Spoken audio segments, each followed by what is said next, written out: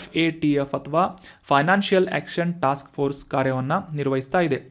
So specific ಆಗಿ ಇದರ ಒಂದು ಹಿಸ್ಟ್ರಿಯನ್ನು ಅಂಡರ್ಸ್ಟ್ಯಾಂಡ್ ಮಾಡ್ಕೊಳ್ಳೋದಾದರೆ 1989ನೇ ಇಸವಿಯಲ್ಲಿ ಪ್ಯಾರಿಸ್ನಲ್ಲಿ G7 ಶೃಂಗಸಭೆ ನಡೆದಂತಹ ಸಂದರ್ಭದಲ್ಲಿ ಈ ಮನಿ ಲಾಂಡ್ರಿಂಗ್ಗೆ ಸಂಬಂಧಪಟ್ಟಂತೆ ಅವುಗಳ ವಿರುದ್ಧವಾಗಿ ನೀತಿಯನ್ನು ಅಭಿವೃದ್ಧಿಪಡಿಸುವಂತಹ ನಿಟ್ಟಿನಲ್ಲಿ ಈ ಫೈನಾನ್ಷಿಯಲ್ ಆ್ಯಕ್ಷನ್ ಟಾಸ್ಕ್ ಫೋರ್ಸನ್ನು ಫ್ರಾನ್ಸ್ ದೇಶದ ಪ್ಯಾರಿಸ್ನಲ್ಲಿ ಸ್ಥಾಪನೆ ಮಾಡಲಾಗಿತ್ತು. 2001ರಲ್ಲಿ ಈ ಮನಿ ಲಾಂಡ್ರಿಂಗ್ ಜೊತೆಗೆ hi friends, Tulsidas and Raj institute YouTube ಚಾನಲ್ಗೆ ನಿಮಗೆಲ್ಲ ಸ್ವಾಗತ. ಇವತ್ತಿನ ಪ್ರಮುಖವಾದಂತಹ ಕರೆಂಟ್ ಅಫೇರ್ಸ್ ಟಾಪಿಕ್ಗಳನ್ನು ಡಿಸ್ಕಸ್ ಮಾಡೋಣ. ಇವತ್ತಿನ ಡಿಸ್ಕಷನನ್ನು ಪ್ರಾರಂಭ ಮಾಡೋದಕ್ಕಿಂತ ಮುಂಚೆ UPSC KPSC ಆಸ್ಪಿರೆಂಟ್ಸ್ಗಳಿಗೆ ಒಂದು ಹೊಸ ಅನೌನ್ಸ್ಮೆಂಟ್. ಏನು ಅಂತಂದರೆ ಸೆಪ್ಟೆಂಬರ್ 5ನೇ ತಾರೀಕಿನಿಂದ KAS ಮತ್ತು IAS ಬ್ಯಾಚ್ಗಳು ಪ್ರಾರಂಭವಾಗ್ತಾ ಇವೆ. ಈ ಹೊಸ ಬ್ಯಾಚ್ಗಳಿಗೆ ತರಬೇತಿಯನ್ನು ನೀಡುವಂತಹ ನಿಟ್ಟಿನಲ್ಲಿ ಪ್ರತಿ ಸಬ್ಜೆಕ್ಟ್ಸ್ನಲ್ಲೂ ಸ್ಪೆಷಲೈಸೇಷನನ್ನು ಹೊಂದಿದಂತಹ ಫ್ಯಾಕಲ್ಟೀಸ್ಗಳಿದ್ದು ಈ ಎಕ್ಸಾಮ್ನ ಪ್ರತಿ ಹಂತದಲ್ಲೂ ಕೂಡ ಉತ್ತಮ ಮಾರ್ಗದರ್ಶನವನ್ನು ಕೂಡ ನೀಡಲಾಗುವುದು. ಸೊ ಇಂಟ್ರೆಸ್ಟ್ ಇರುವಂತಹ ಸೀರಿಯಸ್ ಆಸ್ಪಿರೆಂಟ್ಸ್ಗಳು ಬೆಂಗಳೂರಿನ ವಿಜಯನಗರದ ಹಂಪಿ ನಗರ್ ಪೋಸ್ಟ್ ಆಫೀಸ್ ಹತ್ತಿರ ಇರುವಂತಹ ತುಳಸಿದಾಸ್ ಆ್ಯಂಡ್ ರಾಜ್ ಇನ್ಸ್ಟಿಟ್ಯೂಟ್ಗೆ ಭೇಟಿ ನೀಡಿ ಅಡ್ಮಿಷನ್ ಮಾಡ್ಕೋಬೋದು. ಅಥವಾ ನಿಮ್ಮ ಯಾವುದೇ ಕ್ವೆರೀಸ್ಗಳಿದ್ದರೆ ಈ ಕೆಳಗೆ ತಿಳಿಸಲಾದಂತಹ ಕಾಂಟ್ಯಾಕ್ಟ್ ನಂಬರನ್ನು ಸಂಪರ್ಕಿಸುವುದರ ಮೂಲಕ ನಿಮ್ಮ ಕ್ವೆರೀಸ್ಗಳನ್ನು ಕ್ಲಿಯರ್ ಮಾಡಿಕೊಂಡು ಜಾಯಿನ್ ಆಗಬಹುದಾಗಿದೆ. ಇನ್ನು ಇವತ್ತಿನ ಡಿಸ್ಕಷನನ್ನು ಪ್ರಾರಂಭ ಮಾಡೋಣ. ಲಾಸ್ಟ್ ಸೆಷನ್ನಲ್ಲಿ ಕೇಳಲಾದಂತಹ ಪ್ರಶ್ನೆಯ ಸರಿಯಾದ ಉತ್ತರ ಏನು ಅಂತ ಮೊದಲು ತಿಳಿದುಕೊಳ್ಳೋದಾದರೆ, ಸುಲ್ತಾನ್ಪುರ ರಾಷ್ಟ್ರೀಯ ಉದ್ಯಾನವನ ಈ ಕೆಳಗಿನ ಯಾವ ರಾಜ್ಯದಲ್ಲಿದೆ ಅಂತ ಪ್ರಶ್ನೆಯನ್ನು ಕೇಳಲಾಗಿತ್ತು. ಆಪ್ಷನ್ಗಳಲ್ಲಿ ಪಂಜಾಬ್, ಹರಿಯಾಣ, ರಾಜಸ್ಥಾನ್ ಅಥವಾ ಮಧ್ಯಪ್ರದೇಶ ಅಂತ ನೀಡಲಾಗಿದ್ದು ಸರಿಯಾದ ಉತ್ತರ ಏನು ಅಂತಂದರೆ ಆಪ್ಷನ್ 2 ಹರಿಯಾಣದಲ್ಲಿ ಈ ಪಕ್ಷಿಧಾಮ ಮತ್ತು ರಾಷ್ಟ್ರೀಯ ಉದ್ಯಾನವನವಾದಂತಹ ಸುಲ್ತಾನ್ಪುರ ನ್ಯಾಷನಲ್ ಪಾರ್ಕ್ ಲೊಕೇಟ್ ಆಗಿದೆ. ಸಾಕಷ್ಟು ರೀತಿಯಾದಂತಹ ಸ್ಥಳೀಯ ಮತ್ತು ಇತರ ದೇಶಗಳಿಂದ ವಲಸೆ ಬರುವಂತಹ ವೈವಿಧ್ಯಮಯವಾದಂತಹ ಪಕ್ಷಿಗಳ ಒಂದು ನೆಲೆಯ ಅಥವಾ ಆವಾಸ ಸ್ಥಾನವಾಗಿ ಸುಲ್ತಾನ್ಪುರ ರಾಷ್ಟ್ರೀಯ ಉದ್ಯಾನವನವಾಗಿ ಗುರುತಿಸಿಕೊಳ್ಳುತ್ತೆ. ಇದು ಹರಿಯಾಣದಲ್ಲಿರುವಂತಹ ಒಂದು ನ್ಯಾಷನಲ್ ಪಾರ್ಕ್ ಆಗಿದೆ ಅನ್ನೋದು ಇಂಪಾರ್ಟೆಂಟ್ ಆದಂತಹ ಮಾಹಿತಿಯಾಗಿದೆ. ಆನ್ಸರ್ ಮಾಡಿದಂತಹ ಎಲ್ಲ ಸ್ಟೂಡೆಂಟ್ಸ್ಗಳಿಗೆ ವೆರಿ ವೆಲ್ ಡನ್, ಕಾಂಗ್ರ್ಯಾಚುಲೇಷನ್ಸ್. ಇದೇ ರೀತಿಯಾಗಿ ಡಿಸ್ಕಷನ್ನಲ್ಲಿ ಭಾಗವಹಿಸ್ತಾ ಇರಿ, ನಿಮ್ಮ ಆನ್ಸರ್ಗಳನ್ನು ಕಮೆಂಟ್ ಮಾಡ್ತಾ ಇರಿ ಅಂತ ಹೇಳ್ತಾ ಇವತ್ತಿನ ಪ್ರಶ್ನೆ ಏನು ಅಂತ ನೋಡೋಣ. ಆನ್ಸರ್ ಮಾಡೋದಕ್ಕೆ ಟ್ರೈ ಮಾಡಿ. ಇತ್ತೀಚೆಗೆ ಭಾರತದಲ್ಲಿ ಮೊದಲ ಬಾರಿಗೆ ನ್ಯಾನೋ ಯೂರಿಯಾವನ್ನು ಡೆವಲಪ್ ಮಾಡಲಾಗಿದೆ. ಈ ನ್ಯಾನೋ ಯೂರಿಯಾವನ್ನು ಅಭಿವೃದ್ಧಿಪಡಿಸಿದಂತಹ ಭಾರತೀಯ ಸಂಸ್ಥೆ ಯಾವುದು ಅಂತ ಗುರುತಿಸಬೇಕಾಗಿದ್ದು, ಆಪ್ಷನ್ಗಳಲ್ಲಿ option 1 Madras fertilisers limited, option 2 IFFCO IFFCO ಅಂತ, ಆಪ್ಷನ್ 3 FACT, ಆಪ್ಷನ್ 4 HFCL ಅಂತ ಇದೆ. ಸೊ ನಿಮ್ಮ ಉತ್ತರಗಳನ್ನು ಕಮೆಂಟ್ ಬಾಕ್ಸ್ನಲ್ಲಿ ಕಮೆಂಟ್ ಮಾಡಿ. ಭಾರತದಲ್ಲಿ ಈ ನ್ಯಾನೋ ಯೂರಿಯಾವನ್ನು ಡೆವಲಪ್ ಮಾಡಿದಂತಹ ಸಂಸ್ಥೆ ಯಾವುದು ಅಂತ ಮುಂದಿನ ಸೆಷನ್ನಲ್ಲಿ ಕರೆಕ್ಟ್ ಆದಂಥ ಆನ್ಸರ್ನ ತಿಳಿದುಕೊಳ್ಳೋಣ. ಸೊ ನಿಮ್ಮ ಗೆಸ್ ಆಗಿರ್ಬೋದು ಅಥವಾ ಆನ್ಸರ್ ಆಗಿರ್ಬೋದು, ಕಮೆಂಟ್ ಮಾಡೋಕ್ಕೆ ಟ್ರೈ ಮಾಡಿ. ಇನ್ನು ಇವತ್ತಿನ ಮೊದಲನೇ ಆರ್ಟಿಕಲ್ ಏನು ಅಂತ ತಿಳ್ಕೊಳ್ಳೋದಾದರೆ, ಇತ್ತೀಚೆಗೆ ಎಂಟಾಜಿಯಾ ಅನ್ನುವ ಈ ಒಂದು ಟರ್ಮ್ ನ್ಯೂಸ್ನಲ್ಲಿತ್ತು. ಇದು ಏನು ಅಂತ ತಿಳ್ಕೊಳ್ಳೋದಾದರೆ, ಇತ್ತೀಚೆಗೆ FMC ಇಂಡಿಯಾ ಅನ್ನುವ ಸಂಸ್ಥೆಯಿಂದ ಈ ಶಿಲೀಂಧ್ರ ನಾಶಕ ಅಥವಾ ಆರ್ಗ್ಯಾನಿಕ್ ಆದಂತಹ ಫಂಜಿಸೈಡ್ ಆಗಿ ಈ ಎಂಟಾಜಿಯಾ ಅನ್ನುವ ಒಂದು ಜೈವಿಕ ಶಿಲೀಂಧ್ರ ನಾಶಕವನ್ನು ಡೆವಲಪ್ ಮಾಡಲಾಗಿದೆ. ಇದನ್ನು ಅತಿ ಶೀಘ್ರದಲ್ಲೇ ರಿಲೀಸ್ ಮಾಡಲಾಗುವುದು ಪಬ್ಲಿಕ್ನಲ್ಲಿ ಅಂತ ನ್ಯೂಸ್ನಲ್ಲಿ ಪಬ್ಲಿಷ್ ಆಗಿತ್ತು. ಸೊ ಈ ಎಂಟಾಜಿಯಾ ಅನ್ನುವ ಶಿಲೀಂಧ್ರ ನಾಶಕದ ಕುರಿತಾದಂತಹ ಕೆಲವೊಂದಿಷ್ಟು ಇಂಪಾರ್ಟೆಂಟ್ ಮಾಹಿತಿಗಳನ್ನು ಈ ಆರ್ಟಿಕಲ್ನಲ್ಲಿ ಡಿಸ್ಕಸ್ ಮಾಡೋಣ. ಮುಖ್ಯವಾಗಿ ಈ ಬ್ಯಾಸಿಲಸ್ ಸೆಪ್ಟಿಲಿಸ್ ಅನ್ನುವ ಈ ಒಂದು ಮೈಕ್ರೋ ಆರ್ಗ್ಯಾನಿಸಮ್ ಅಥವಾ ಈ ಸೂಕ್ಷ್ಮ ಜೀವಿಯನ್ನು ಬಳಸಿಕೊಂಡು ಡೆವಲಪ್ ಮಾಡಲಾದಂತಹ ಜೈವಿಕ ಶಿಲೀಂಧ್ರ ನಾಶಕವಾಗಿ ಈ ಎಂಟಾಜಿಯಾ ಗುರುತಿಸಿಕೊಳ್ತಾ ಇದೆ. ಮುಖ್ಯವಾಗಿ ಈ ಶಿಲೀಂಧ್ರ ನಾಶಕದಿಂದ ಬೆಳೆಯ ಸಂರಕ್ಷಣೆ ಹೆಚ್ಚಾಗುವುದು ಅಂತ FMC ಇಂಡಿಯಾದಿಂದ ಮಾಹಿತಿಯನ್ನು ನೀಡಲಾಗಿದೆ. ಅದೇ ರೀತಿಯಾಗಿ ಈ ಶಿಲೀಂಧ್ರ ನಾಶಕ ಯಾವ ರೀತಿಯಾಗಿ ಕಾರ್ಯವನ್ನು ನಿರ್ವಹಿಸುತ್ತದೆ ಮತ್ತು ಎಲ್ಲಿ ಇದರ ಉಪಯೋಗ ಆಗುತ್ತೆ ಅಂತ ತಿಳ್ಕೊಳ್ಳೋದಾದರೆ, ಈ ಅಕ್ಕಿಗೆ ಅತ್ಯಂತ ಗಂಭೀರವಾದಂತಹ ರೋಗವಾಗಿ ಕಾಡುವಂತಹ ಬ್ಯಾಕ್ಟೀರಿಯಾದ ಎಲೆ ರೋಗ ಅಥವಾ ಈ ಬ್ಯಾಕ್ಟೀರಿಯಂ ಲೀಫ್ ಬ್ಲೈಟ್ ಅಂತ ಇದನ್ನು ಕರೆಯಲಾಗುತ್ತೆ. ಈ ಒಂದು ರೋಗದಿಂದ ಸಂರಕ್ಷಣೆ ಮಾಡುವಂತಹ ನಿಟ್ಟಿನಲ್ಲಿ ಬ್ಯಾಕ್ಟೀರಿಯಾ ಮತ್ತು ಶಿಲೀಂಧ್ರ ನಾಶಕವಾಗಿ ಈ ಎಂಟಾಜಿಯಾನ ಬಳಸಲಾಗುವುದು ಅಂತ ನ್ಯೂಸ್ನಲ್ಲಿ ಪಬ್ಲಿಷ್ ಆಗಿತ್ತು. ಅದೇ ರೀತಿಯಾಗಿ ಯಾವುದೇ ರೀತಿಯಾಗಿ ಈ ಸಸ್ಯದ ಮೇಲೆ ಇರುವಂತಹ ನ್ಯಾಚುರಲ್ ಪ್ಯಾರಾಸೈಟ್ಸ್ಗಳು ಅಂದರೆ ಈ ಗುಡ್ ಬ್ಯಾಕ್ಟೀರಿಯಾಸ್ಗಳನ್ನು ಯಾವುದೇ ರೀತಿಯಾಗಿ ನಾಶ ಮಾಡದೆ ಪರಾವಲಂಬಿಗಳಿಗೆ ಹಾನಿಯಾಗದಂತೆ ಈ ಬ್ಯಾಕ್ಟೀರಿಯಾದ ಎಲೆ ರೋಗವನ್ನು ತಡೆಗಟ್ಟುವಂತಹ ನಿಟ್ಟಿನಲ್ಲಿ ಈ ಆರ್ಗ್ಯಾನಿಕ್ ಎಂಟಾಸಿಯಾ ಕಾರ್ಯವನ್ನು ನಿರ್ವಹಿಸಲಿದೆ ಅಥವಾ ಈ ಜೈವಿಕ ಶಿಲೀಂಧ್ರನಾಶಕ ಕಾರ್ಯವನ್ನು ನಿರ್ವಹಿಸಲಿದೆ ಅಂತ ನ್ಯೂಸ್ನಲ್ಲಿ ಪಬ್ಲಿಷ್ ಆಗಿತ್ತು. ಅದೇ ರೀತಿಯಾಗಿ ಈ ಒಂದು ಆರೋಗ್ಯಕರವಾದಂತಹ ಸಸ್ಯದ ಬೆಳವಣಿಗೆಗೆ ಸೂಕ್ಷ್ಮಜೀವಿಗಳನ್ನು ಪೋಷಿಸುವುದು ಅಷ್ಟೇ ಅಲ್ಲದೆ ಸಸ್ಯಗಳ ರೆಸಿಲಿಯನ್ಸನ್ನು ಅಥವಾ ಸ್ಥಿತಿಸ್ಥಾಪಕವನ್ನು ಹೆಚ್ಚಿಸುವಂತಹ ನಿಟ್ಟಿನಲ್ಲಿ ಒಟ್ಟಾರೆಯಾಗಿ ಉತ್ತಮ ಇಳುವರಿಯನ್ನು ಪಡೆದುಕೊಳ್ಳುವುದಕ್ಕೆ ಈ ಎಂಟಾಸಿಯಾ ಅನ್ನುವ ಶಿಲೀಂಧ್ರನಾಶಕ ಅನುಕೂಲ ಮಾಡಿಕೊಡಲಿದೆ ಅಂತ FMC ಅನ್ನುವ ಸಂಸ್ಥೆಯಿಂದ ಮಾಹಿತಿಯನ್ನು ಪಬ್ಲಿಷ್ ಮಾಡಲಾಗಿದೆ. ಅತಿ ಶೀಘ್ರದಲ್ಲಿ ಈ ಎಂಟಾಸಿಯಾ ಅನ್ನುವ ಜೈವಿಕ ಶಿಲೀಂಧ್ರನಾಶಕವನ್ನು ಬಿಡುಗಡೆ ಮಾಡುವುದಾಗಿ ಇತ್ತೀಚೆಗೆ ಘೋಷಣೆಯನ್ನು ಮಾಡಿದರು. ಸೊ ಅದಕ್ಕಾಗಿ ನಾವು ಈ ಒಂದು ಡೀಟೇಲನ್ನು ಅಂಡರ್ಸ್ಟ್ಯಾಂಡ್ ಮಾಡ್ಕೊಂಡ್ವಿ. ಇನ್ನು ಮುಂದಿನ ಆರ್ಟಿಕಲ್, ಇತ್ತೀಚೆಗೆ MS ಸ್ವಾಮಿನಾಥನ್ ಪ್ರಶಸ್ತಿಯನ್ನು ಡಾಕ್ಟರ್ PV ಸತ್ಯನಾರಾಯಣ್ ಮತ್ತು ಈ ಆಂಧ್ರ ಪ್ರದೇಶದ ರಾಗೋಲು ಅನ್ನುವ ಪ್ರದೇಶದಲ್ಲಿ ಅಥವಾ ಸ್ಥಳದಲ್ಲಿರುವಂತಹ ಕೃಷಿ ವಿದ್ಯಾಲಯದ ಪ್ರಿನ್ಸಿಪಲ್ ಆದಂತಹ NG ರಂಗಾ ಅವರಿಗೆ ಈ ಒಂದು ಪ್ರತಿಷ್ಠಿತ ಪ್ರಶಸ್ತಿಯನ್ನು ನೀಡಲಾಗಿದೆ ಅಂತ ನ್ಯೂಸ್ನಲ್ಲಿ ಪಬ್ಲಿಷ್ ಆಗಿತ್ತು. ಸೊ ಈ MS ಸ್ವಾಮಿನಾಥನ್ ಪ್ರಶಸ್ತಿಯ ಕುರಿತಾದಂತಹ ಕೆಲವೊಂದಿಷ್ಟು ಇಂಪಾರ್ಟೆಂಟ್ ಆದಂತಹ ಮಾಹಿತಿಗಳನ್ನು ಡಿಸ್ಕಸ್ ಮಾಡೋಣ. ಮೊದಲಿಗೆ ಡಾಕ್ಟರ್ MS ಸ್ವಾಮಿನಾಥನ್ ಯಾರು ಅಂತ ತಿಳ್ಕೊಳ್ಳೋದಾದರೆ, ಭಾರತದ ಫಾದರ್ ಆಫ್ ಗ್ರೀನ್ ರೆವಲ್ಯೂಷನ್ ಅಥವಾ ಹಸಿರು ಕ್ರಾಂತಿಯ ಪಿತಾಮಹ ಅಂತ ಖ್ಯಾತಿಯನ್ನು ಪಡೆದಂತಹ ಡಾಕ್ಟರ್ MS ಸ್ವಾಮಿನಾಥನ್ ಅವರ ಹೆಸರಿನ ಮೇಲೆ ಈ ಪ್ರಶಸ್ತಿಯನ್ನು ನೀಡಲಾಗುತ್ತೆ. ಭಾರತದಲ್ಲಿ ಅಥವಾ ಇತರ ಯಾವುದೇ ರಾಷ್ಟ್ರಗಳಲ್ಲಿ ಆಹಾರ ಭದ್ರತೆ ಮತ್ತು ಕೃಷಿಯ ಸುಸ್ಥಿರತೆಗಾಗಿ ಕಾಂಟ್ರಿಬ್ಯೂಷನನ್ನು ಮಾಡಿದಂತಹ ವ್ಯಕ್ತಿಗಳು ಅಥವಾ ಸಾಧಕರಿಗೆ ಅವರ ಜೀವಮಾನದ ಸಾಧನೆಯನ್ನು ಗುರುತಿಸುವಂತಹ ಉದ್ದೇಶದಿಂದ ಈ ಕೃಷಿ ಸಂಶೋಧನೆ ಮತ್ತು ಅಭಿವೃದ್ಧಿ ಕ್ಷೇತ್ರಕ್ಕೆ ಸಂಬಂಧಪಟ್ಟಂತೆ ನೀಡಲಾಗುವಂತಹ ಪ್ರತಿಷ್ಠಿತ ಪ್ರಶಸ್ತಿ ಯಾವುದು ಅಂತಂದರೆ MS ಸ್ವಾಮಿನಾಥನ್ ಪ್ರಶಸ್ತಿ ಆಗಿದೆ. 2004ನೇ ಇಸವಿಯಿಂದ ಈ ಒಂದು ಪ್ರಶಸ್ತಿಯನ್ನು ನೀಡಲಾಗ್ತಾ ಇದೆ. ಅಂದರೆ 2004ನೇ ಇಸವಿಯಲ್ಲಿ ಈ MS ಸ್ವಾಮಿನಾಥನ್ ಪ್ರಶಸ್ತಿಯನ್ನು ಸ್ಥಾಪನೆ ಮಾಡಲಾಗಿತ್ತು. ಆಗಲೇ ತಿಳಿಸಿದ ಹಾಗೆ ಭಾರತದ ಪ್ರಮುಖ ಮತ್ತು ಪ್ರಖ್ಯಾತವಾದಂತಹ ಇಂಡಿಯನ್ ಅಗ್ರಿಕಲ್ಚರಿಸ್ಟ್ ಆದಂತಹ ಪ್ರೊಫೆಸರ್ MS ಸ್ವಾಮಿನಾಥನ್ ಅವರ ಹೆಸರಿನ ಮೇಲೆ ಈ ಒಂದು ಪ್ರಶಸ್ತಿಯನ್ನು ನೀಡಲಾಗುತ್ತೆ. ಇವರು ಈ MS ಸ್ವಾಮಿನಾಥನ್ ರಿಸರ್ಚ್ ಫೌಂಡೇಶನ್ ಚೆನ್ನೈನಲ್ಲಿರುವಂತಹ ಈ ಒಂದು ಸಂಸ್ಥೆಯ ಚೇರ್ಮನ್ ಆಗಿ ಕೂಡ ಕಾರ್ಯವನ್ನು ನಿರ್ವಹಿಸಿದ್ರು. ಅದಕ್ಕಿಂತ ಇಂಪಾರ್ಟೆಂಟ್ ಏನು ಅಂತಂದರೆ ಇವರು ಭಾರತದ ಹಸಿರು ಕ್ರಾಂತಿಯ ಪಿತಾಮಹ ಆಗಿ ಕೂಡ ಗುರುತಿಸಿಕೊಂಡಂತಹ ವ್ಯಕ್ತಿಯಾಗಿದ್ದಾರೆ. ಪ್ರತಿ 2 ವರ್ಷಗಳಿಗೊಮ್ಮೆ ನೀಡಲಾಗುವಂತಹ ಈ MS ಸ್ವಾಮಿನಾಥನ್ ಪ್ರಶಸ್ತಿಯನ್ನು retired Indian Council of Agriculture Research Employees Association ಮತ್ತು ನುಜಿವೂಡು ಸೀಡ್ಸ್ ಲಿಮಿಟೆಡ್ NSL ಅನ್ನುವ ಈ 2 ಸಂಸ್ಥೆಗಳ ಸಹಯೋಗದಿಂದ ಈ ಪ್ರಶಸ್ತಿಯನ್ನು ನೀಡಲಾಗುತ್ತದೆ. ಈ ಪ್ರಶಸ್ತಿ ವಿಜೇತರಿಗೆ ತಲಾ 2 ಲಕ್ಷ ರೂಪಾಯಿಗಳ ಬಹುಮಾನ ಮತ್ತು ಒಂದು ಮೆಡಲನ್ನು ಮತ್ತು ಸೈಟೇಷನನ್ನು ನೀಡಿ ಗೌರವಿಸುವಂತಹ ಒಂದು ವಾಡಿಕೆ ಇದೆ. ಪ್ರತಿ 2 ವರ್ಷಗಳಿಗೊಮ್ಮೆ ಈ MS ಸ್ವಾಮಿನಾಥನ್ ಪ್ರಶಸ್ತಿಯನ್ನು ಸಾಧಕರಿಗೆ ನೀಡಲಾಗುತ್ತೆ. ಅಷ್ಟೇ ಅಲ್ಲದೆ ಯಾವುದೇ ಗಡಿಯನ್ನು ಅಥವಾ ಯಾವುದೇ ರಾಷ್ಟ್ರಗಳಿಗೆ ಈ ಒಂದು MS ಸ್ವಾಮಿನಾಥನ್ ಪ್ರಶಸ್ತಿ ಲಿಮಿಟೆಡ್ ಆಗಿಲ್ಲ. Irrespective of his or her nationality ಈ ಒಂದು ಪ್ರಶಸ್ತಿಯನ್ನು ನೀಡಲಾಗುತ್ತೆ. ಅಂದರೆ ವಿದೇಶಿಯರಿಗೂ ಕೂಡ ಈ ಕೃಷಿ ಕ್ಷೇತ್ರಕ್ಕೆ ಸಂಬಂಧಪಟ್ಟಂತೆ ಆಹಾರ ಭದ್ರತೆಗೆ ಸಂಬಂಧಪಟ್ಟಂತೆ ಕಾಂಟ್ರಿಬ್ಯೂಷನ್ನ ನೀಡಿದಂತಹ ವ್ಯಕ್ತಿಗಳಿಗೆ ಈ MS ಸ್ವಾಮಿನಾಥನ್ ಪ್ರಶಸ್ತಿಯನ್ನು ನೀಡಲಾಗುತ್ತದೆ.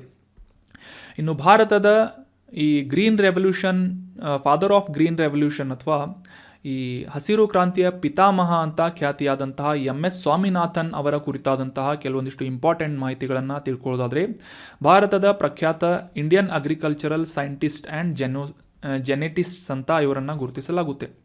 ಅಂದರೆ ಕೃಷಿ ವಿಜ್ಞಾನಿಯಾಗಿ ಮತ್ತು ಜೆನೆಟಿಸ್ಟ್ ಆಗಿ ಕೂಡ ಈ ಡಾಕ್ಟರ್ MS ಸ್ವಾಮಿನಾಥನ್ ಅವರನ್ನು ಗುರುತಿಸಲಾಗುತ್ತೆ. Father of green revolution of India ಅಂತ ಕೂಡ ಇವರನ್ನು ಇಂಪಾರ್ಟೆಂಟ್ ಆಗಿ ನೆನಪಿಟ್ಕೊಳ್ಳುವಂಥ ವಿಷಯವಾಗಿದೆ. ಮುಖ್ಯವಾಗಿ ಭಾರತ ಸ್ವತಂತ್ರ ನಂತರ ಈ ಒಂದು ಆಹಾರದ ಕೊರತೆಯನ್ನು ಎದುರಿಸುತ್ತಿರುವಂತಹ ಸಂದರ್ಭದಲ್ಲಿ ಈ ಕೃಷಿಯ ಉತ್ಪಾದಕತೆಯನ್ನು ಹೆಚ್ಚಿಸುವುದರೊಂದಿಗೆ, ಅಗ್ರಿಕಲ್ಚರಲ್ ಪ್ರೊಡಕ್ಟಿವಿಟಿಯನ್ನು ಇನ್ಕ್ರೀಸ್ ಮಾಡುವುದರೊಂದಿಗೆ ಉತ್ತಮ ಇಳುವರಿಯನ್ನು ನೀಡುವಂತಹ ವೀಟ್ ಮತ್ತು ರೈಸ್ ಅಥವಾ ಗೋಧಿ ಮತ್ತು ಅಕ್ಕಿಯನ್ನು ಡೆವಲಪ್ ಮಾಡುವಂತಹ ಒಂದು ವಿಧಾನವನ್ನು ಮತ್ತು ಒಂದು ಮಾರ್ಪಾಟನ್ನು ಮಾಡಿದಂತಹ ಈ ಕೃಷಿ ಕ್ಷೇತ್ರಕ್ಕೆ ಸಂಬಂಧಪಟ್ಟಂತಹ ಕ್ರಾಂತಿಯನ್ನು ತಂದಂತಹ ಪ್ರಖ್ಯಾತ ವಿಜ್ಞಾನಿ ಯಾರು ಅಂತಂದರೆ MS ಸ್ವಾಮಿನಾಥನ್ ಆಗಿದ್ದಾರೆ. ಇವರ ಹೆಸರಿನ ಮೇಲೆ ಈ ಒಂದು MS ಸ್ವಾಮಿನಾಥನ್ ಪ್ರಶಸ್ತಿಯನ್ನು ನೀಡಲಾಗ್ತಾ ಇದೆ. ಈ ಹಸಿರು ಕ್ರಾಂತಿಯಿಂದ ಭಾರತ ಈ ಒಂದು ಆಹಾರದ ಕೊರತೆಯಿಂದ ಹೊರಬರಲು ಮತ್ತು ಭಾರತವನ್ನು ಸಮೃದ್ಧವಾಗಿ ಮಾಡಿಸಲು ಅಗ್ರಿಕಲ್ಚರಲ್ ಕ್ಷೇತ್ರಕ್ಕೆ ಸಂಬಂಧಪಟ್ಟಂತೆ ಟ್ರಾನ್ಸ್ಫಾರ್ಮೇಷನನ್ನು ತರಲು ಮುಖ್ಯವಾದಂತಹ ಪಾತ್ರವನ್ನು ವಹಿಸಿದಂತಹ MS ಸ್ವಾಮಿನಾಥನ್ ಅವರಿಗೆ ಇಂಟರ್ನ್ಯಾಷನಲ್ ಅಥವಾ ಅಂತಾರಾಷ್ಟ್ರೀಯ ಮಟ್ಟದಲ್ಲಿ ಸಾಕಷ್ಟು ರೀತಿಯಾದಂತಹ ಪ್ರಶಸ್ತಿಗಳನ್ನು ನೀಡಲಾಗಿದೆ. ಅವುಗಳಲ್ಲಿ ಮುಖ್ಯವಾಗಿ ಮೊದಲ ಬಾರಿಗೆ ಈ ವರ್ಲ್ಡ್ ಫುಡ್ ಪ್ರೈಸನ್ನು ನೀಡಲಾಯಿತು MS ಸ್ವಾಮಿನಾಥನ್ ಅವರಿಗೆ. ನಂತರ ರಾಮನ್ ಮ್ಯಾಗ್ಸೆಸೆ ಅವಾರ್ಡನ್ನು ಕೂಡ ನೀಡಿ ಗೌರವಿಸಲಾಗಿದೆ. ಅಷ್ಟೇ ಅಲ್ಲದೆ ಅಂತಾರಾಷ್ಟ್ರೀಯ ಮಟ್ಟದ ಸಾಕಷ್ಟು ವಿವಿಧ ಗೌರವಗಳನ್ನು ಕೂಡ MS ಸ್ವಾಮಿನಾಥನ್ ಅವರಿಗೆ ನೀಡಲಾಗಿದೆ ಅಂತ ಅನ್ನೋದು ಇಂಪಾರ್ಟೆಂಟ್ ಆದಂತಹ ಮಾಹಿತಿಯಾಗಿದೆ. ಇನ್ನು ಮುಂದಿನ ಆರ್ಟಿಕಲ್ ಎಕನಾಮಿಗೆ ಸಂಬಂಧಪಟ್ಟಂತಹ ಇಂಪಾರ್ಟೆಂಟ್ ಆದಂತಹ ಆರ್ಟಿಕಲ್ ಆಗಿದ್ದು, financial action task force recent ಆಗಿ ನ್ಯೂಸ್ನಲ್ಲಿತ್ತು. ಯಾಕೆ ಅಂತ ಕಾಂಟೆಕ್ಸ್ಟನ್ನು ಅರ್ಥ ಮಾಡ್ಕೊಳ್ಳೋದಾದರೆ, ಈ ಒಂದು ದೇಶದಲ್ಲಿ ಯಾವುದೇ ರೀತಿಯಾದಂತಹ ಆರ್ಥಿಕ ಅಪರಾಧಗಳನ್ನು ಎಸಗಿ ಮತ್ತೊಂದು ದೇಶಕ್ಕೆ ಪರಾರಿಯಾದಂತಹ ವ್ಯಕ್ತಿಗಳನ್ನು ನ್ಯಾಯಾಂಗ ಬಂಧನಕ್ಕೆ ಮತ್ತು ಎನ್ಕ್ವೈರಿಗೆ ಅಂಡರ್ಟೇಕ್ ಮಾಡುವಂತಹ ಉದ್ದೇಶದಿಂದ ಈ FATF ಅನ್ನುವ ಸಂಸ್ಥೆಯಲ್ಲಿ ಚರ್ಚೆಯನ್ನು ನಡೆಸಲಾಗಿದೆ ಅಂತ ನ್ಯೂಸ್ನಲ್ಲಿ ಪಬ್ಲಿಷ್ ಆಗಿತ್ತು. ಸೊ ಹೀಗಾಗಿ ಅಂತಾರಾಷ್ಟ್ರೀಯ ಮಟ್ಟದ ಈ ಮನಿ ಲಾಂಡ್ರಿಂಗ್ ಮತ್ತು ಟೆರರ್ ಫೈನಾನ್ಸಿಂಗ್ಗೆ ಸಂಬಂಧಪಟ್ಟಂತೆ ಅವುಗಳ ವಿರುದ್ಧ ಕಾವಲು ನಾಯಿಯಾಗಿ ಅಥವಾ ವಾಚ್ ಡಾಗ್ ಆಗಿ ಕೆಲಸ ಮಾಡುವಂತಹ ಫೈನಾನ್ಷಿಯಲ್ ಆಕ್ಷನ್ ಟಾಸ್ಕ್ ಫೋರ್ಸ್ ಬಗ್ಗೆ ಈ ಆರ್ಟಿಕಲ್ನಲ್ಲಿ ಡೀಟೇಲ್ ಆಗಿ ಡಿಸ್ಕಸ್ ಮಾಡೋಣ. ಆಗಲೇ ತಿಳಿಸಿದ ಹಾಗೆ ಅಂತಾರಾಷ್ಟ್ರೀಯ ಮಟ್ಟದಲ್ಲಿ ಈ ಮನಿ ಲಾಂಡ್ರಿಂಗ್ ಅಂತಂದರೆ ಬ್ಲ್ಯಾಕ್ ಮನಿಯನ್ನು ವೈಟ್ ಮನಿಯಾಗಿ ಕನ್ವರ್ಟ್ ಮಾಡುವಂತಹ ಒಂದು ಅಕ್ರಮ ಚಟುವಟಿಕೆಯನ್ನು ಮನಿ ಲಾಂಡ್ರಿಂಗ್ ಅಂತ ಕರೆಯಲಾಗುತ್ತೆ. ಭಾರತದಲ್ಲಿ ಹವಾಲಾ ಅಂತ ಕೂಡ ಇದನ್ನು ಗುರುತಿಸಲಾಗುತ್ತೆ ಈ ಒಂದು ಪ್ರಕ್ರಿಯೆಯನ್ನು. ಸೊ ಈ ಮನಿ ಲಾಂಡ್ರಿಂಗ್ ಮತ್ತು ಟೆರರ್ ಫೈನಾನ್ಸಿಂಗ್ ಅಥವಾ ಭಯೋತ್ಪಾದನೆಗೆ ಹಣಕಾಸನ್ನು ನೀಡುವಂತಹ ಪ್ರಕ್ರಿಯೆ ಅಥವಾ ಚಟುವಟಿಕೆಗಳನ್ನು ವಾಚ್ ಮಾಡುವಂತಹ, ಅಬ್ಸರ್ವ್ ಮಾಡುವಂತಹ ಮತ್ತು ಅವುಗಳನ್ನು ತಡೆ ಹಿಡಿಯುವಂತಹ ನಿಟ್ಟಿನಲ್ಲಿ ಕಾರ್ಯನಿರ್ವಹಿಸುವುದು ಮತ್ತು ಆ ಒಂದು ನಿಟ್ಟಿನಲ್ಲಿ ನೀತಿಗಳನ್ನು, ಪಾಲಿಸಿಗಳನ್ನು ರೂಪಿಸುವುದು ಮತ್ತು ಸ್ಟ್ಯಾಂಡರ್ಡ್ಸ್ಗಳನ್ನು, ಗ್ಲೋಬಲ್ ಮಾನದಂಡಗಳನ್ನು ಎಸ್ಟಾಬ್ಲಿಷ್ ಮಾಡುವಂತಹ ನಿಟ್ಟಿನಲ್ಲಿ ಈ FATF ಅಥವಾ ಫೈನಾನ್ಷಿಯಲ್ ಆಕ್ಷನ್ ಟಾಸ್ಕ್ ಫೋರ್ಸ್ ಕಾರ್ಯವನ್ನು ನಿರ್ವಹಿಸ್ತಾ ಇದೆ. ಸೊ ಸ್ಪೆಸಿಫಿಕ್ ಆಗಿ ಇದರ ಒಂದು ಹಿಸ್ಟ್ರಿಯನ್ನು ಅಂಡರ್ಸ್ಟ್ಯಾಂಡ್ ಮಾಡ್ಕೊಳ್ಳೋದಾದರೆ 1989ನೇ ಇಸವಿಯಲ್ಲಿ ಪ್ಯಾರಿಸ್ನಲ್ಲಿ G7 ಶೃಂಗಸಭೆ ನಡೆದಂತಹ ಸಂದರ್ಭದಲ್ಲಿ ಈ ಮನಿ ಲಾಂಡ್ರಿಂಗ್ಗೆ ಸಂಬಂಧಪಟ್ಟಂತೆ ಅವುಗಳ ವಿರುದ್ಧವಾಗಿ ನೀತಿಯನ್ನು ಅಭಿವೃದ್ಧಿಪಡಿಸುವಂತಹ ನಿಟ್ಟಿನಲ್ಲಿ ಈ ಫೈನಾನ್ಷಿಯಲ್ ಆಕ್ಷನ್ ಟಾಸ್ಕ್ ಫೋರ್ಸನ್ನು ಫ್ರಾನ್ಸ್ ದೇಶದ ಪ್ಯಾರಿಸ್ನಲ್ಲಿ ಸ್ಥಾಪನೆ ಮಾಡಲಾಗಿತ್ತು. 2001ರಲ್ಲಿ ಈ ಮನಿ ಲಾಂಡ್ರಿಂಗ್ ಜೊತೆಗೆ ಭಯೋತ್ಪಾದನೆ ಅಥವಾ ಈ ಟೆರರ್ ಫೈನಾನ್ಸಿಂಗ್ಗೆ ಸಂಬಂಧಪಟ್ಟಂತಹ ವಿಷಯಗಳನ್ನು ಕೂಡ ಇದರಲ್ಲಿ ಕನ್ಸಿಡರ್ ಮಾಡಲಾಗಿದೆ. ಸೊ ಹೀಗಾಗಿ ನೆನ್ಪಿಟ್ಕೊಳ್ಳಿ, ಫೈನಾನ್ಷಿಯಲ್ ಆಕ್ಷನ್ ಟಾಸ್ಕ್ ಫೋರ್ಸ್ ಇದೇನಿದೆ ಸಂಸ್ಥೆ ಮುಖ್ಯವಾಗಿ ಈ ಮನಿ ಲಾಂಡ್ರಿಂಗ್ ಮತ್ತು ಭಯೋತ್ಪಾದನೆಗೆ ಹಣಕಾಸನ್ನು ನೀಡುವಂತಹ ದೇಶಗಳಾಗಿರ್ಬೋದು, ವ್ಯಕ್ತಿಗಳಾಗಿರ್ಬೋದು, ಅವರನ್ನು ಅಬ್ಸರ್ವ್ ಮಾಡುವಂತಹ ನಿಟ್ಟಿನಲ್ಲಿ ಕಾರ್ಯನಿರ್ವಹಿಸುವಂತಹ ಒಂದು ಕಾವಲು ನಾಯಿ ಅಥವಾ ವಾಚ್ ಡಾಗ್ ಆಗಿ ಕಾರ್ಯವನ್ನು ನಿರ್ವಹಿಸ್ತಾ ಇದೆ. ಇನ್ನು ಇದರ ಸದಸ್ಯತ್ವದ ಕುರಿತಾಗಿ ತಿಳ್ಕೊಳ್ಳೋದಾದರೆ, ಜಾಗತಿಕವಾಗಿ 1989ರಿಂದ ಎಸ್ಟಾಬ್ಲಿಷ್ ಆದಂತಹ ಈ FATF ಅನ್ನುವ ಸಂಸ್ಥೆಯ ಪ್ರಮುಖ ಸದಸ್ಯರು ಯಾರು ಅಂತಂದರೆ United States of America, China, Saudi Arabia, Britain, Germany, France, European union ಮತ್ತು 39 ಇತರ ದೇಶಗಳನ್ನು ಒಳಗೊಂಡಂತೆ ಈ ಫೈನಾನ್ಷಿಯಲ್ ಆಕ್ಷನ್ ಟಾಸ್ಕ್ ಫೋರ್ಸ್ ಕಾರ್ಯವನ್ನು ನಿರ್ವಹಿಸ್ತಾ ಇದೆ. 2010ನೇ ಇಸವಿಯಲ್ಲಿ ಭಾರತವು ಕೂಡ ಈ FATF ಸದಸ್ಯತ್ವವನ್ನು ಪಡೆದುಕೊಂಡಿದೆ. ಮುಖ್ಯವಾಗಿ ಈ ಫೈನಾನ್ಷಿಯಲ್ ಆಕ್ಷನ್ ಟಾಸ್ಕ್ ಫೋರ್ಸ್ ಯಾವ ರೀತಿ ಕಾರ್ಯವನ್ನು ನಿರ್ವಹಿಸುತ್ತದೆ ಅಂತ ಅಂಡರ್ಸ್ಟ್ಯಾಂಡ್ ಮಾಡ್ಕೊಳ್ಳೋದಾದರೆ, ಆಗಲೇ ತಿಳಿಸಿದ ಹಾಗೆ ಮನಿ ಲಾಂಡ್ರಿಂಗ್ ಮತ್ತು ಟೆರರ್ ಫೈನಾನ್ಸಿಂಗ್ಗೆ ಸಂಬಂಧಪಟ್ಟಂತೆ ಆಯಾ ದೇಶಗಳನ್ನು ಅಂದರೆ ಆ ಚಟುವಟಿಕೆಗಳಿಗೆ ಸಹಾಯ ಮಾಡುವಂತಹ, ನೆರವನ್ನು ನೀಡುವಂತಹ ದೇಶಗಳನ್ನು ಗ್ರೇ ಲಿಸ್ಟ್ ಮತ್ತು ಬ್ಲ್ಯಾಕ್ ಲಿಸ್ಟ್ ಅಂತ ಡಿವೈಡ್ ಮಾಡಿ ಅವುಗಳನ್ನು ಪಟ್ಟಿಯಲ್ಲಿ ಸೇರಿಸುತ್ತದೆ. ಈ ಬ್ಲ್ಯಾಕ್ ಲಿಸ್ಟ್ ಅಂದರೆ ಏನು ಅಂತ ಅಂಡರ್ಸ್ಟ್ಯಾಂಡ್ ಮಾಡ್ಕೊಳ್ಳೋದಾದರೆ, ಈ non cooperative country and territories NCCT ಅಂತ ಏನು ಕರಿತೇವೆ, ಮುಖ್ಯವಾಗಿ ಈ ಭಯೋತ್ಪಾದಕ ನಿಧಿ ಮತ್ತು ಮನಿ ಲಾಂಡ್ರಿಂಗ್ ಚಟುವಟಿಕೆಗಳಿಗೆ ಬೆಂಬಲವನ್ನು ನೀಡುವಂತಹ ಮತ್ತು ಈ ಪ್ರಕ್ರಿಯೆಗಳಿಗೆ ಅಥವಾ ಚಟುವಟಿಕೆಗಳಿಗೆ ವಿರುದ್ಧವಾಗಿ ಕಾರ್ಯನಿರ್ವಹಿಸುವಂತಹ ಸಂಸ್ಥೆಗಳಿಗೆ ಸಹಾಯ ಮಾಡದೇ ಇರುವಂತಹ ದೇಶಗಳನ್ನು ಈ ಕಪ್ಪು ಪಟ್ಟಿಯಲ್ಲಿ ಇನ್ಕ್ಲೂಡ್ ಮಾಡಲಾಗುತ್ತೆ. ಸೊ ಮೇಲಿಂದ ಮೇಲೆ ಈ FATF ಬ್ಲ್ಯಾಕ್ ಲಿಸ್ಟನ್ನು ರಿವೈಸ್ ಮಾಡಲಾಗ್ತಾ ಇರುತ್ತೆ. ಆದರೆ ಸದ್ಯಕ್ಕೆ ಈ ಫೈನಾನ್ಷಿಯಲ್ ಆಕ್ಷನ್ ಟಾಸ್ಕ್ ಫೋರ್ಸ್ನ ಕಪ್ಪು ಪಟ್ಟಿಯಲ್ಲಿ ಇನ್ಕ್ಲೂಡ್ ಮಾಡಲಾದಂತಹ ಕೆಲವೊಂದಿಷ್ಟು ದೇಶಗಳು ಯಾವುವು ಅಂತಂದರೆ ಉತ್ತರ ಕೊರಿಯಾ, ಇರಾನ್, ಮ್ಯಾನ್ಮಾರ್, ಈ 3 ದೇಶಗಳನ್ನು FATFನ ಕಪ್ಪು ಪಟ್ಟಿಯಲ್ಲಿ ಬ್ಲ್ಯಾಕ್ ಲಿಸ್ಟ್ನಲ್ಲಿ ಇನ್ಕ್ಲೂಡ್ ಮಾಡಲಾಗಿದೆ. ಸೊ ಈ ಬ್ಲ್ಯಾಕ್ ಲಿಸ್ಟ್ನಲ್ಲಿ ಇನ್ಕ್ಲೂಡ್ ಮಾಡಲಾದಂತಹ ದೇಶಗಳ ಮೇಲೆ ಯಾವ ರೀತಿಯಾದಂತಹ ಕ್ರಮಗಳನ್ನು ಕೈಗೊಳ್ಳಲಾಗುತ್ತೆ ಅಂತ ನೆಕ್ಸ್ಟ್ ಸ್ಲೈಡ್ನಲ್ಲಿ ತಿಳಿದುಕೊಳ್ಳೋಣ. ಸೊ ಅದಕ್ಕಿಂತ ಮುಂಚೆ ಈ ಕಪ್ಪು ಪಟ್ಟಿ ಆಯಿತು. ಇನ್ನು ಗ್ರೇ ಲಿಸ್ಟ್ ಅಥವಾ ಬೂದು ಪಟ್ಟಿ ಅಂತಂದರೆ ಈ ಭಯೋತ್ಪಾದಕ ನಿಧಿ ಮತ್ತು ಮನಿ ಲಾಂಡ್ರಿಂಗ್ಗೆ ಸಂಬಂಧಪಟ್ಟಂತೆ ಅವುಗಳಿಗೆ ಬೆಂಬಲವನ್ನು ನೀಡುವಂತಹ ನಿಟ್ಟಿನಲ್ಲಿ ನೆರವನ್ನು ನೀಡುವಂತಹ ಕೆಲವೊಂದಿಷ್ಟು ದೇಶಗಳನ್ನು ಗಮನಿಸಿ ಈ FATFನ ಬೂದು ಪಟ್ಟಿಗೆ ಇನ್ಕ್ಲೂಡ್ ಮಾಡಲಾಗುತ್ತೆ. ಅಂದರೆ ಇದು ಅಬ್ಸರ್ವೇಷನ್ ಲಿಸ್ಟ್ನಲ್ಲಿ ಇಡಲಾಗುತ್ತೆ. ಇನ್ ಕೇಸ್ ಒಂದು ದೇಶಗಳು ಈ ಮನಿ ಲಾಂಡ್ರಿಂಗ್ ಮತ್ತು ಭಯೋತ್ಪಾದಕ ನಿಧಿಯ ನೆರವನ್ನು ನೀಡುವಂತಹ ನಿಟ್ಟಿನಲ್ಲಿ ಕಾರ್ಯವನ್ನು ಕಂಟಿನ್ಯೂ ಮಾಡ್ತಾ ಹೋದರೆ ಅವುಗಳನ್ನು ಮುಂದಿನ ಕೆಲವೊಂದಿಷ್ಟು ವರ್ಷಗಳಲ್ಲಿ ಕಪ್ಪು ಪಟ್ಟಿಯಲ್ಲಿ ಇನ್ಕ್ಲೂಡ್ ಮಾಡಲಾಗುತ್ತೆ. ಇನ್ನು ಈ FATF ಕಪ್ಪು ಪಟ್ಟಿಯಲ್ಲಿರುವಂತಹ ದೇಶಗಳು ಯಾವ ರೀತಿಯಾದಂತಹ ಕಾನ್ಸಿಕ್ವೆನ್ಸಸ್ಗಳನ್ನು ಅಥವಾ ಪರಿಣಾಮಗಳನ್ನು ಎದುರಿಸಬೇಕಾಗುತ್ತೆ ಅಂತ ನೋಡೋದಾದರೆ, ಜಾಗತಿಕವಾಗಿ ಈ ಹಣಕಾಸಿನ ಕೊರತೆಯನ್ನು ಎದುರಿಸ್ತಾ ಇರುವಂತಹ ದೇಶಗಳಿಗೆ ಹಣಕಾಸಿನ ನೆರವನ್ನು ನೀಡುವಂತಹ ಸಂಸ್ಥೆಗಳಾದಂತಹ ಇಂಟರ್ನ್ಯಾಷನಲ್ ಮಾನಿಟರಿ ಫಂಡ್ ಆಗಿರ್ಬೋದು, ವರ್ಲ್ಡ್ ಬ್ಯಾಂಕ್ ಆಗಿರ್ಬೋದು, ಏಷ್ಯನ್ ಡೆವಲಪ್ಮೆಂಟ್ ಬ್ಯಾಂಕ್ ಆಗಿರ್ಬೋದು ಅಥವಾ ಯುರೋಪಿಯನ್ ಯೂನಿಯನ್ ಆಗಿರ್ಬೋದು, ಈ ಸಂಸ್ಥೆಗಳಿಂದ ಈ FATFನ ಕಪ್ಪು ಪಟ್ಟಿಯಲ್ಲಿರುವಂತಹ ದೇಶಗಳಿಗೆ ಯಾವುದೇ ರೀತಿಯಾದಂತಹ ಹಣಕಾಸಿನ ನಿಧಿಯನ್ನು ಅಥವಾ ಹಣಕಾಸಿನ ಸಹಾಯವನ್ನು ನೀಡಲಾಗುವುದಿಲ್ಲ. ಅಷ್ಟೇ ಅಲ್ಲದೆ ಅಂತಾರಾಷ್ಟ್ರೀಯ ಮಟ್ಟದಲ್ಲಿ ಆರ್ಥಿಕ ನಿರ್ಬಂಧಗಳನ್ನು ಹೇರುವುದಷ್ಟೇ ಅಲ್ಲದೆ ಈ ಒಂದು ಸಾಕಷ್ಟು ರಿಸ್ಟ್ರಿಕ್ಷನ್ಸ್ಗಳನ್ನು, ಬ್ಯಾನ್ಸ್ಗಳನ್ನು ಕೂಡ ಆಯಾ ದೇಶಗಳು ಎದುರಿಸಬೇಕಾಗುತ್ತೆ. ಇನ್ ಕೇಸ್ ಮನಿ ಲಾಂಡ್ರಿಂಗ್ ಮತ್ತು ಟೆರರ್ ಫೈನಾನ್ಸಿಂಗ್ನಲ್ಲಿ ಯಾವುದೇ ದೇಶ ಇನ್ವಾಲ್ವ್ ಆಗಿದೆ ಅಂತ ಖಚಿತಪಡಿಸಿದ್ದಾದರೆ ಪ್ಯಾರಿಸ್ನಲ್ಲಿರುವಂತಹ ಈ FATF ಅನ್ನುವ ಸಂಸ್ಥೆಯಿಂದ ಸಾಕಷ್ಟು ನಿರ್ಬಂಧನೆಗಳನ್ನು ಹೇರಲಾಗುತ್ತದೆ ಅಂತ ಈ ಒಂದು ಮಾಹಿತಿಯನ್ನು ನಾವು ಅಂಡರ್ಸ್ಟ್ಯಾಂಡ್ ಮಾಡ್ಕೊಂಡ್ವಿ. So that was about detailed information of financial action task force. ಇನ್ನು ಮುಂದಿನ ಆರ್ಟಿಕಲ್ ಮ್ಯಾಪಿಂಗ್ ರಿಲೇಟ್ ಆದಂತಹ ಮಾಹಿತಿಯಾಗಿದ್ದು, ಗಬಾನ್ ದೇಶ ಇತ್ತೀಚೆಗೆ ನ್ಯೂಸ್ನಲ್ಲಿತ್ತು. ಮೊದಲಿಗೆ ಈ ಗಬಾನ್ ದೇಶ ನ್ಯೂಸ್ನಲ್ಲಿ ಯಾಕೆ ಇದೆ ಅಂತ ಕಾಂಟೆಕ್ಸ್ಟನ್ನು ಅರ್ಥ ಮಾಡ್ಕೊಳ್ಳೋದಾದರೆ, ಇತ್ತೀಚೆಗೆ ಈ ಒಂದು ಗಬಾನ್ ದೇಶದಲ್ಲಿ ರೀಎಲೆಕ್ಟ್ ಆದಂತಹ ಅಧ್ಯಕ್ಷರನ್ನು ಅಲ್ಲಿನ ಸೈನ್ಯದಿಂದ ಹೌಸ್ ಅರೆಸ್ಟ್ ಮಾಡಲಾಗಿದೆ, ಅಂದರೆ ಗೃಹ ಬಂಧನದಲ್ಲಿ ಇರಿಸಲಾಗಿದೆ ಅಂತ ನ್ಯೂಸ್ನಲ್ಲಿ ಪಬ್ಲಿಷ್ ಆಗಿತ್ತು. ಅದೇ ರೀತಿಯಾಗಿ ಈ ಒಂದು ಆಡಳಿತವನ್ನು ಸಂಪೂರ್ಣವಾಗಿ ತನ್ನ ಹಿಡಿತದಲ್ಲಿ ತೆಗೆದುಕೊಂಡಿರುವಂತಹ ಗಬಾನ್ ದೇಶದ ಸೈನಿಕರು ಅಲ್ಲಿನ ರೀಎಲೆಕ್ಟ್ ಆದಂತಹ ಮರುಚುನಾಯಿತರಾದಂತಹ ಅಧ್ಯಕ್ಷರನ್ನು ಗೃಹ ಬಂಧನದಲ್ಲಿ ಇರಿಸಿದ್ದಾರೆ ಅಂತ ಗಬಾನ್ ದೇಶ ನ್ಯೂಸ್ನಲ್ಲಿತ್ತು.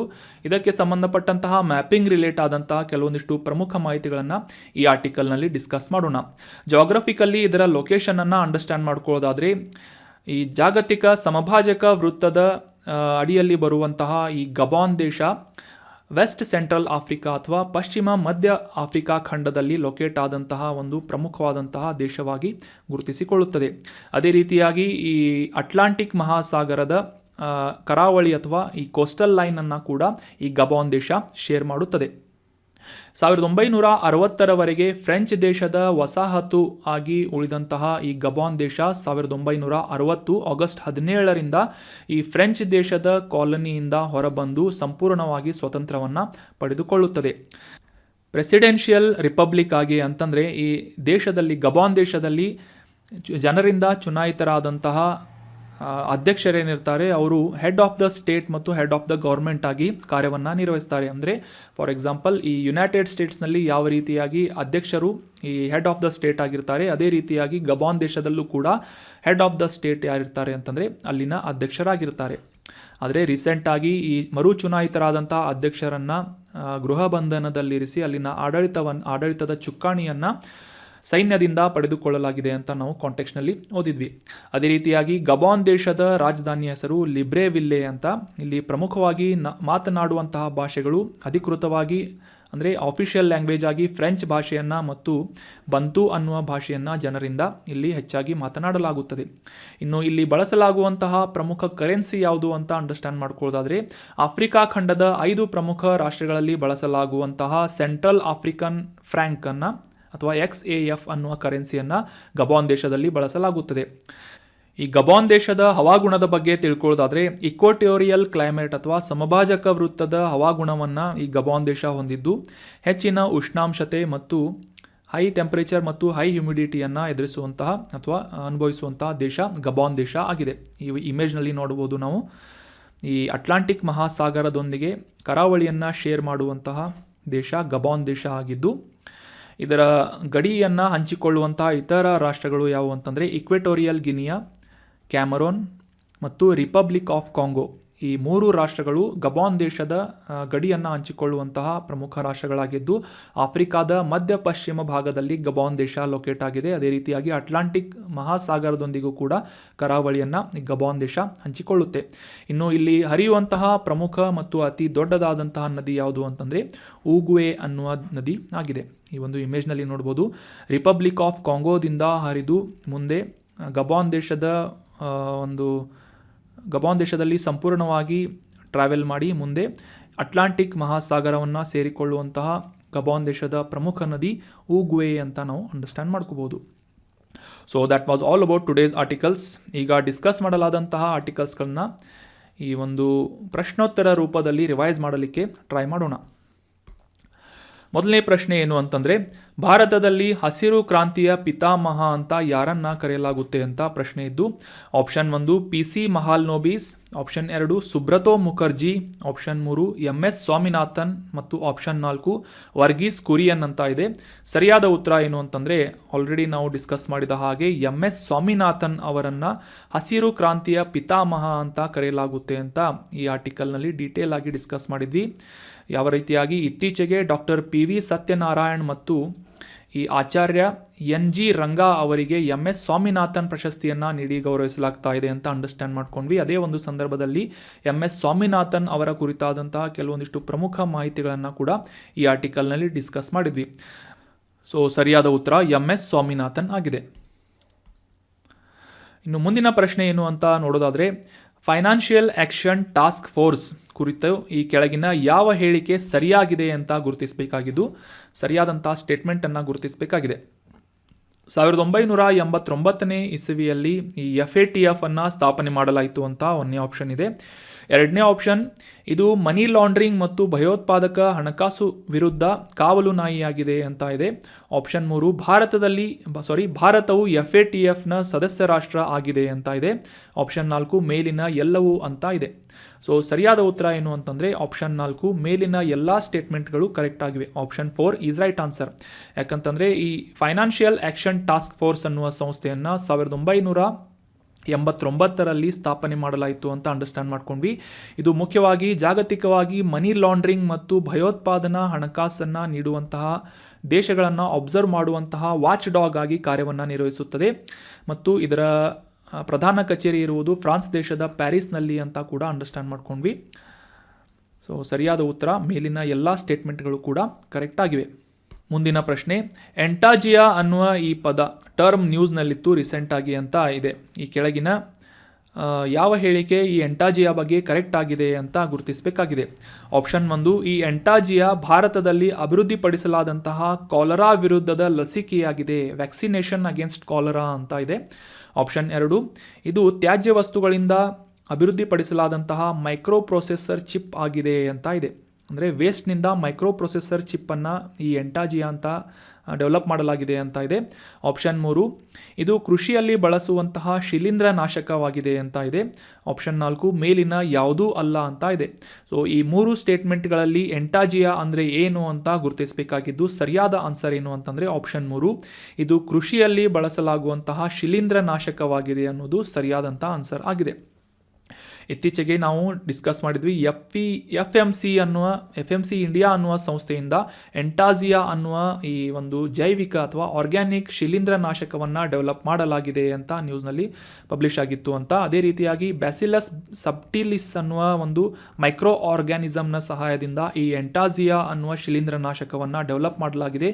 ಯಾವ ರೀತಿಯಾಗಿ ಈ ಅಕ್ಕಿಯ ಅತ್ಯಂತ ಗಂಭೀರ ಕಾಯಿಲೆಯಾದಂತಹ ಈ ಲೀಫ್ ಬ್ಲೈಟ್ ಅನ್ನುವ ರೋಗವನ್ನು ನಿಯಂತ್ರಿಸುವಂಥ ನಿಟ್ಟಿನಲ್ಲಿ ಎಂಟಾಜಿಯಾ ಕಾರ್ಯವನ್ನು ನಿರ್ವಹಿಸಲಿದೆ ಅಂತ ನಾವು ಅಂಡರ್ಸ್ಟ್ಯಾಂಡ್ ಮಾಡ್ಕೊಂಡ್ವಿ. ಸೊ ಸರಿಯಾದಂಥ ಆನ್ಸರ್ ಏನು ಅಂತಂದರೆ ಇದು ಶಿಲೀಂಧ್ರ ನಾಶಕ ಅಥವಾ ಫಂಜಿಸೈಡ್ ಆಗಿ ಗುರುತಿಸಿಕೊಳ್ಳುತ್ತದೆ. Option 3 is right answer. ಇನ್ನು ಮುಂದಿನ ಪ್ರಶ್ನೆ ಏನು ಅಂತ ನೋಡೋದಾದರೆ, ಗಬಾನ್ ದೇಶದ ಬಗ್ಗೆ ಈ ಕೆಳಗಿನ ಯಾವ ಹೇಳಿಕೆ ತಪ್ಪಾಗಿದೆ ಅಂತ ಗುರುತಿಸಬೇಕಾಗಿದೆ. Which of the below statement is false about Gabon country ಅಂತ ಇದ್ದು, ಆಪ್ಷನ್ಗಳಲ್ಲಿ ಇದು ತನ್ನ ಕರಾವಳಿಯನ್ನು ಅರಬ್ಬಿ ಸಮುದ್ರದೊಂದಿಗೆ ಹಂಚಿಕೊಳ್ಳುತ್ತದೆ ಅಂತ ಇದೆ. ಆಪ್ಷನ್ 2, ಇದು ಆಫ್ರಿಕಾದ ಖಂಡದಲ್ಲಿರುವಂತಹ ಒಂದು ದೇಶವಾಗಿದೆ ಅಂತ ಇದೆ. ಆಪ್ಷನ್ 3, ಸಮಭಾಜಕ ರೇಖೆಯು ಈ ಗಬಾನ್ ದೇಶದ ಮೂಲಕ ಹಾದು ಹೋಗುತ್ತದೆ ಅಂತ ಇದೆ. ಆಪ್ಷನ್ 4, ಇದು 1960ರವರೆಗೆ ಫ್ರೆಂಚ್ ವಸಾಹತು ಆಗಿತ್ತು ಅಂತ ಇದೆ. ಸೊ ಸರಿಯಾದ ಉತ್ತರ ಏನು ಅಂತಂದರೆ ಯಾವುದು ತಪ್ಪಾದಂತಹ ಸ್ಟೇಟ್ಮೆಂಟ್ ಅಂತ ಗುರುತಿಸಬೇಕಾಗಿದ್ದರಿಂದ ಆಪ್ಷನ್ 1 ಈಸ್ ರೈಟ್ ಆನ್ಸರ್. ಉಳಿದಂತೆ ಈ ಮೂರೂ ಸ್ಟೇಟ್ಮೆಂಟ್ಗಳು ಕೂಡ ಗಬಾನ್ ದೇಶದ ಬಗ್ಗೆ ಸರಿಯಾದಂಥ ಆನ್ಸರ್ ಆಗಿದೆ. ಅರೇಬಿಯನ್ ಸಮುದ್ರದೊಂದಿಗೆ ಈ ಗಬಾನ್ ದೇಶ ತನ್ನ ಗಡಿಯನ್ನು ಹಂಚಿಕೊಳ್ಳುವುದಿಲ್ಲ. ಈ ಇಮೇಜ್ನಲ್ಲಿ ಕ್ಲಿಯರ್ ಆಗಿ ನೋಡ್ಬೋದು. ಅಟ್ಲಾಂಟಿಕ್ ಮಹಾಸಾಗರದೊಂದಿಗೆ ಕರಾವಳಿಯನ್ನು ಹಂಚಿಕೊಳ್ಳುವಂತಹ ಮಧ್ಯ ಪಶ್ಚಿಮ ಭಾಗದಲ್ಲಿರುವಂತಹ ಆಫ್ರಿಕಾ ಖಂಡದ ಮಧ್ಯ ಪಶ್ಚಿಮ ಭಾಗದಲ್ಲಿರುವಂತಹ ಮತ್ತು ಈ 0 ಡಿಗ್ರಿ ಅಕ್ಷಾಂಶ ಅಥವಾ ಈ ಸಮಭಾಜಕ ವೃತ್ತದ ಅಡಿಯಲ್ಲಿ ಇರುವಂತಹ ದೇಶ ಗಬಾನ್ ದೇಶ ಅಂತ ನಾವು ಅಂಡರ್ಸ್ಟ್ಯಾಂಡ್ ಮಾಡ್ಕೊಂಡ್ವಿ. ಇದರ ಮ್ಯಾಪನ್ನು ಕೂಡ ಡೀಟೇಲ್ ಆಗಿ ಅಂಡರ್ಸ್ಟ್ಯಾಂಡ್ ಮಾಡ್ಕೊಂಡ್ವಿ. ಸೊ ಅರಬ್ಬಿ ಸಮುದ್ರ ಅಲ್ಲ, ಇದು ಅಟ್ಲಾಂಟಿಕ್ ಮಹಾಸಾಗರ. ಸೊ ಹೀಗಾಗಿ ತಪ್ಪಾದಂತಹ statement option 1 is right answer. That was all about today's discussion. ಈ ಕಂಟೆಂಟನ್ನು ನಿಮ್ಮ ಎಲ್ಲ ಫ್ರೆಂಡ್ಸ್ಗಳ ಜೊತೆ ಶೇರ್ ಮಾಡಿ ಮತ್ತು ಡಿಸ್ಕಷನ್ನಲ್ಲಿ ಕೇಳಲಾದಂತಹ ಪ್ರಶ್ನೆಗೆ ಸರಿಯಾಗಿ ಆನ್ಸರನ್ನು ಕಮೆಂಟ್ ಮಾಡಿ. Thank you so much for joining the discussion. Have an awesome day.